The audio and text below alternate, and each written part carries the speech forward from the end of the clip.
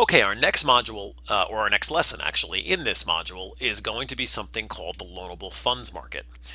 Now, the loanable funds market is sort of a new topic for us, and we really won't be getting too far in depth in this unit, in this module.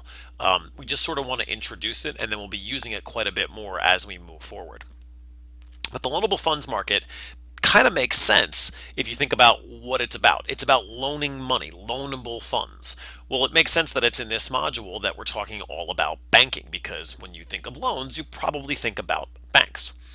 And like a lot of things in this class, I think the easiest way to understand what the loanable funds market is to begin looking at a graph. And so we're going to do that. All right, here is going to be our market for loanable funds. Now, like most things in this world, loanable funds have a market.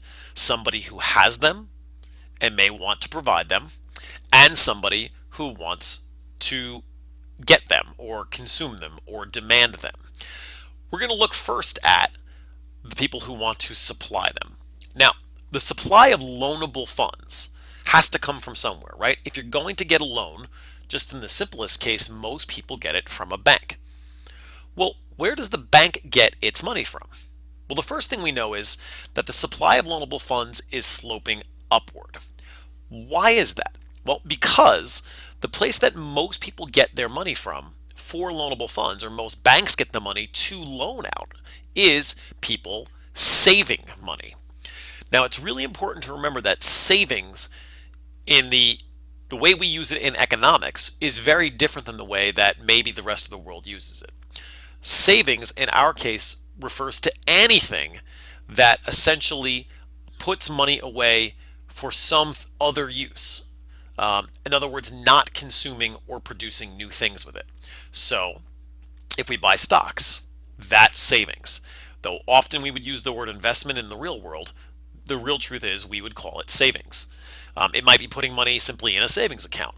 It might be buying bonds. But whatever we do to put money away that we're not going to use right now, we call that savings. And that is where funds that can be loaned come from. Now, why does it slope upwards? It slopes upwards because what is the price of loaning money? Well, most people know. If you're going to take a loan, what's the price you pay? You must pay interest. Now, interestingly, you'll notice, no pun intended, by the way, interestingly, that we're talking not about nominal interest rates that we've spent most of the class talking about so far. We're going to be talking about real interest rates. Let's just spend a quick minute explaining why that is. Real interest rates occur in the loanable funds market because, unlike the money market, remember the money market was for very short-term loans, and so inflation didn't really matter to us. But loanable funds, funds for things like new factories, new homes, new cars, things like that, those tend to be longer term loans. And because they are, we do need to think about inflation. We do need to try to deal with inflation. And remember, that's what using a real anything, in this case a real interest rate, does. It tries to eliminate the influence of inflation. So when we talk about the loanable funds market, we're talking about real interest rates. Okay, let's return to the supply of loanable funds. Again, we notice that it's sloping upwards. Why is that? Well, because if interest rates rise, people who are saving money get more for their money. And so the higher the interest rate is, the more people are willing to save their money, and therefore the supply of loanable funds and interest rates have a positive relationship. They move together.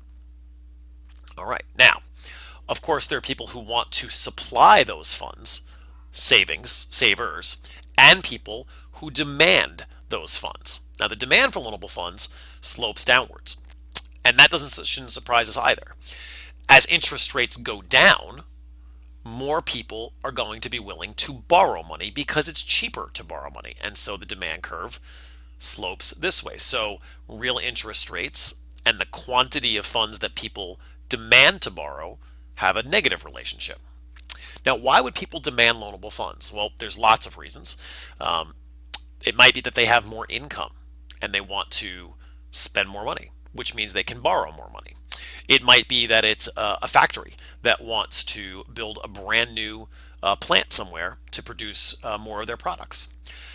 Anything that causes people to want to demand more loans is in a essence the demand for the loanable funds market. The key thing we're going to remember in this lesson is investment and other forms of borrowing, but essentially investment. Now, again, let's distinguish between the two terms. Remember, savings refers to money that we're putting away and not using at this moment. And that can be in a lot of different forms.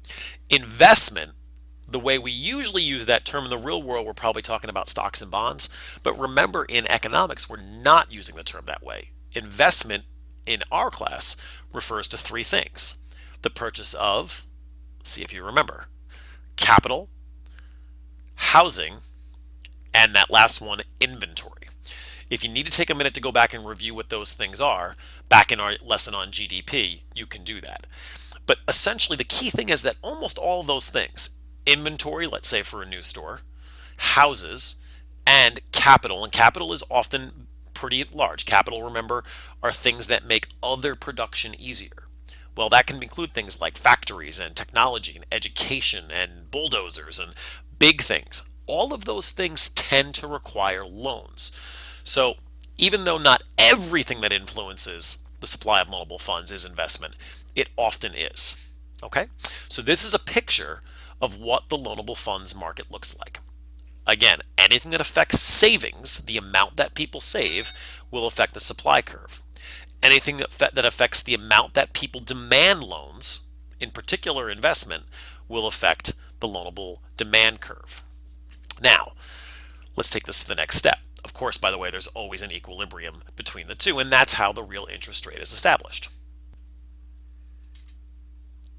Okay, let's take a look at how changes in the loanable funds market affect interest rates. In this first example, we're going to do an increase in the demand for loanable funds. Now, you'll notice, by the way, I've changed our notation just a little bit here for real interest rates. We still use the lowercase r as a simple way to illustrate real interest rates without writing the whole thing out each time. So the lowercase r is a perfectly good denomination. I wrote out again here quantity of loanable funds. Generally, quantity of LF is also okay. All right, again, here we go. First thing we're going to have is our supply of loanable funds. Remember, that comes from any savings that either people or governments do. And we also have our demand for loanable funds. And of course, that comes from people wanting to borrow money. And of course, the two together give us our equilibrium interest rate. Now, what we're going to notice is that for a variety of reasons, demand might at some point increase. In this case, shift to the right.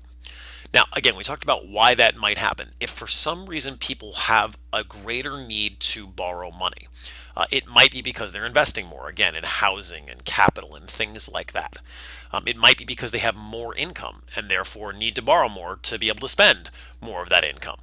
Whatever the reasons might be, the demand for loanable funds has increased. What do we notice happens when the demand for loanable funds increases? We notice that interest rates rise. And that's very important to understand.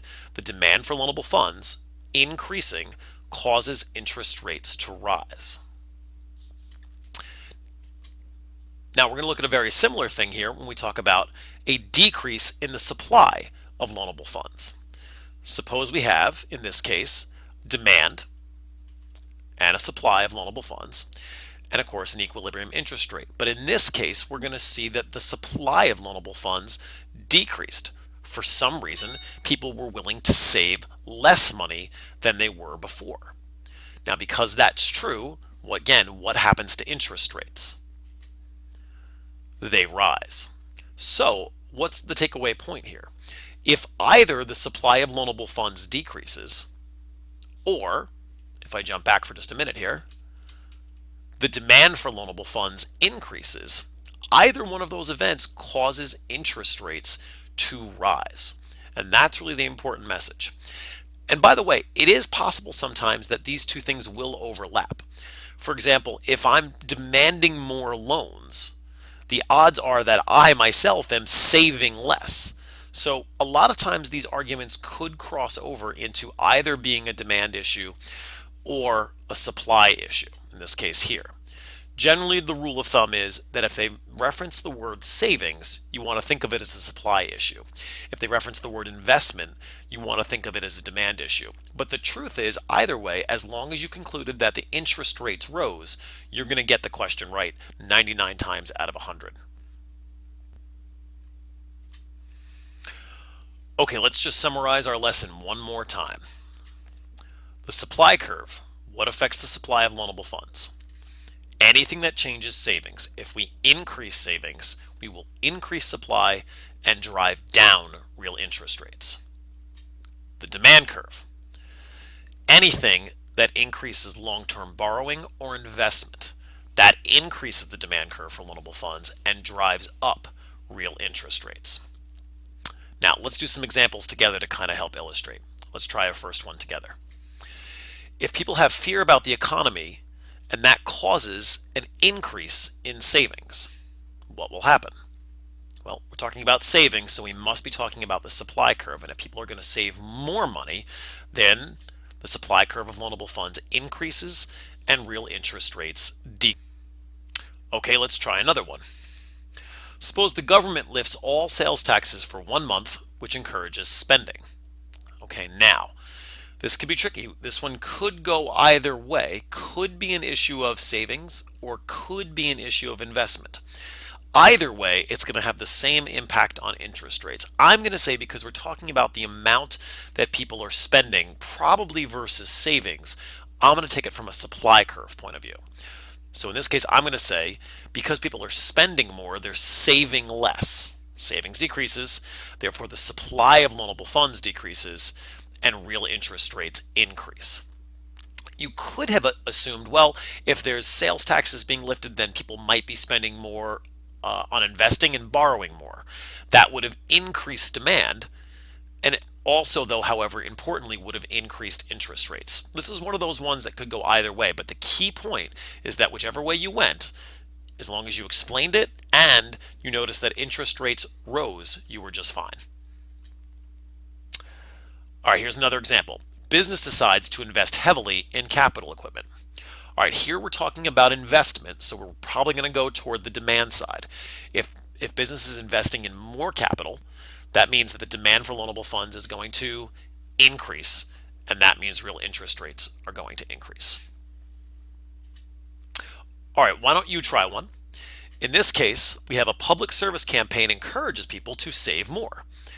Illustrate, and that means graph, how this will impact the loanable funds market and real interest rates. Stop the recording here, try this on a piece of paper, and then come back and check your answer. Okay, let's continue. A public service campaign encourages people to save more. Okay, we're talking about savings, so we must be talking about the supply of loanable funds. So here's what I came up with as an answer.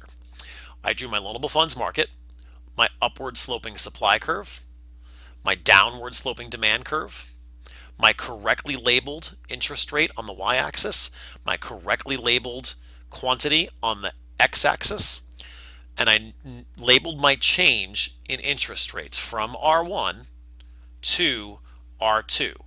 There was a decrease in interest rates because of an increase in the supply of loanable funds. Let's have you try one more. In this case, after a large storm, there is a large need for loans to rebuild housing. Show how this will impact the loanable funds market and real interest rates. Again, stop the recording and try and answer for yourself. Okay, let's see how you did. In this case, we're talking about the need for loans.